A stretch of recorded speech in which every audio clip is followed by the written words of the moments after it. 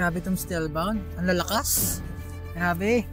Parang sulit yung ticket na binili namin. Sobrang na-entertain ako dito sa Stillbound. Lalo kay Alex, tsaka kay, sa round na to, kay Alex and Ebron. Of course, yung nauna rin, kay Jenica, tsaka kay Lawrence. Ang gagaling nila. Talaga mahihirapan si Coach Stel dito. Kasi, itong mga batang to, parang hindi naman sila here to compete, but to entertain talaga. Like, nakita mo na kung paano sila gumalaw. Very, very comfortable sa stage. Walang, parang matagal na sila talaga na nagpe-perform and walang kakaba-kaba sa puso nila. Yun yung mga stages na hindi mo makakalimutan kasi binibigyan ka ng kakaibang feeling. And good luck na talaga kay Coach Stel. Pero Stillbound, salute!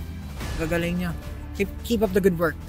Ang batang umangat sa akin dito, Jenica at Alex talaga. Iba yung karakter, iba yung hatid nila. Kakaiba talaga. I mean, they're all good. Matataas ang boses, naaabot ang nota. Pero yung performance nakikiliti sa soul mo, Alex and Jenica, solid too. Pero it's still up to Coach Stel kung sino pipiliin niya. Sabagay, bata na naman niya. Siya na bahala. Good luck!